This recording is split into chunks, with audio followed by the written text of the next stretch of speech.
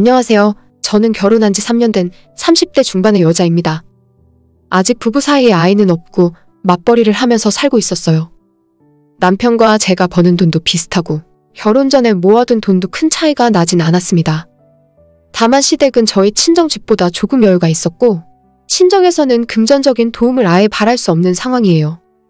결혼할 때 남편 쪽에서 조금 보태준다고 했었는데 제가 나서서 거절했습니다. 저희 집에서 돈 한 푼 보태줄 수 없는데 일방적으로 시댁 도움만 받는 것도 염치 없는 일이고 주변에 먼저 결혼한 친구들 이야기 들어봐도 시댁 도움받고 시작한 친구들은 시어머니한테 쩔쩔매고 하고 싶은 말 못하고 살더라고요. 차라리 제 집 없이 전세를 살더라도 남편과 제가 가진 돈으로만 집을 구해서 결혼 생활 시작하는 것이 낫다는 생각이었죠. 그렇게 결혼 생활을 시작하고 지금은 3년이 조금 넘게 지났어요. 전세로 시작해서 작년에 계약 연장을 한번 하는 것까진 좋았는데 내년에는 집주인이 들어와 살겠다고 해서 꼼짝없이 집을 비워줘야 할 판입니다. 처음 이 집에 전세로 들어올 때 4억이 조금 안 되는 집이었고 전세도 2억 8천 정도에 들어왔어요.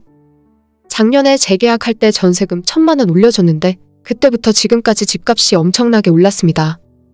이제는 5억도 훌쩍 넘고 거의 6억 가까이 하더라고요. 안 그래도 울주 구정을 얼마 안 남겨뒀을 때 집주인이 제게 전화해서 혹시 이 집을 매입할 생각이 없냐고 하길래 저희가 가진 돈도 부족해서 그럴 생각 없다고 대답했습니다. 시세보다 1,000만 원 정도 싸게 준다고 해서 이 기회가 아니면 언제 또 집을 살 수 있을까 싶어 은행에도 물어보긴 했는데 역시 큰돈 대출받는 것이 쉬운 일은 아니었어요. 결혼 생활 3년 동안 모아놓은 돈이 좀 있긴 하지만 그 사이에 집값 전세값도 많이 올라서 남편과 제가 가진 돈으로는 내년에 또 전세 정도밖에 못 살겠더라고요. 무섭게 집값 오르는 걸 보니 결혼할 때 그냥 시댁 도움받고 집을 샀으면 좋았을 거란 생각을 자꾸만 하게 되고 제가 고집 부린 것 때문에 돈을 벌 수 있는 기회를 놓쳐서 남편에게 너무 미안한 마음이 들었어요. 남편은 남편 나름대로 저 때문에 집을 못 산 거라서 불만이 상당했습니다. 저녁 먹고 TV 뉴스를 보다가 부동산 가격이 폭등했다는 뉴스만 나와도 그때 그냥 우리 부모님 돈 받아서 이 집을 샀어야 했어 라는 말을 자주 하는데 그때마다 미안한 마음도 들고 남편이 하도 그런 말을 하니까 이젠 기분이 점점 나빠지더라고요.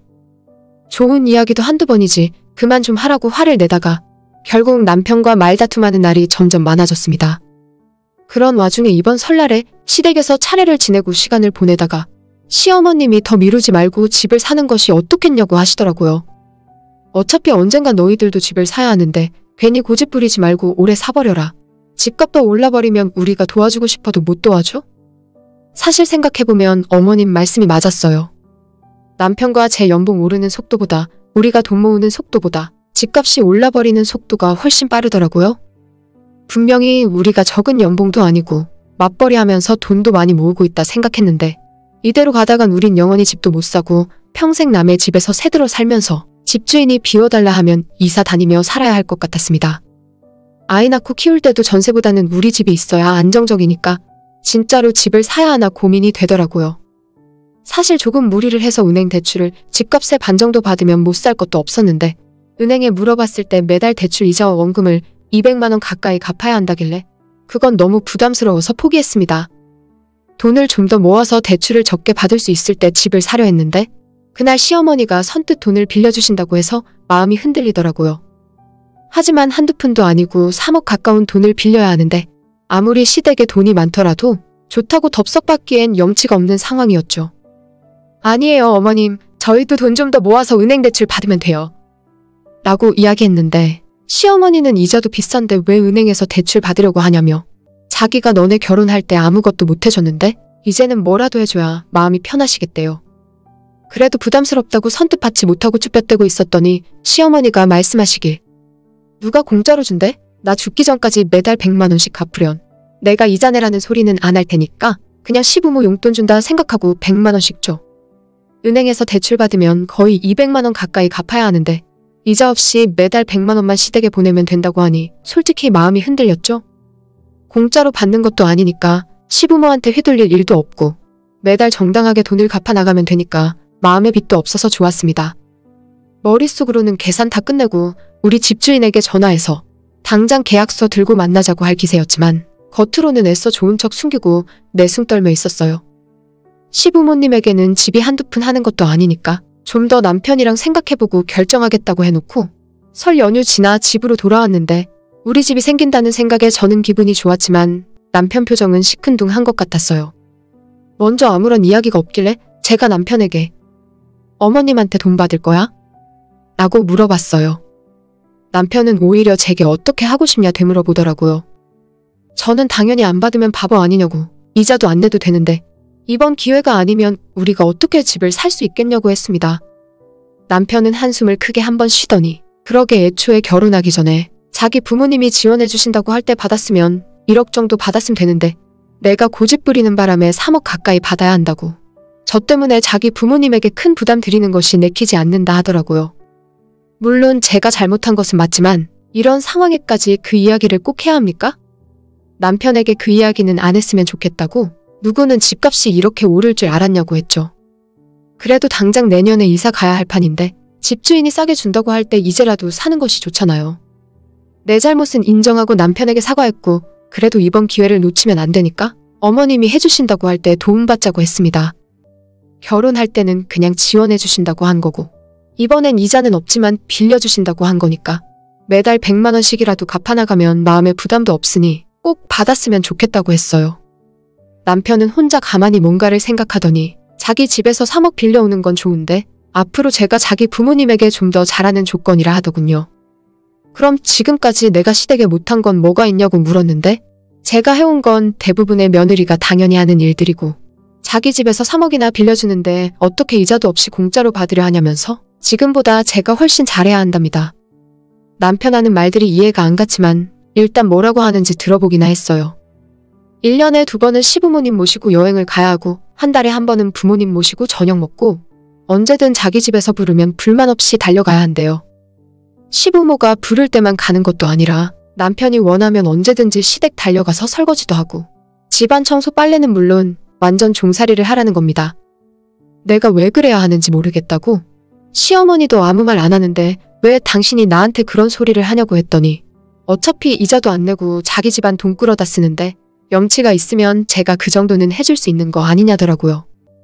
싫으면 그냥 집을 사질 말던지 은행에서 3억 대출 받던지 그것도 저것도 싫으면 저보고 친정 부모님한테 1억 5천만 원 받아오랍니다.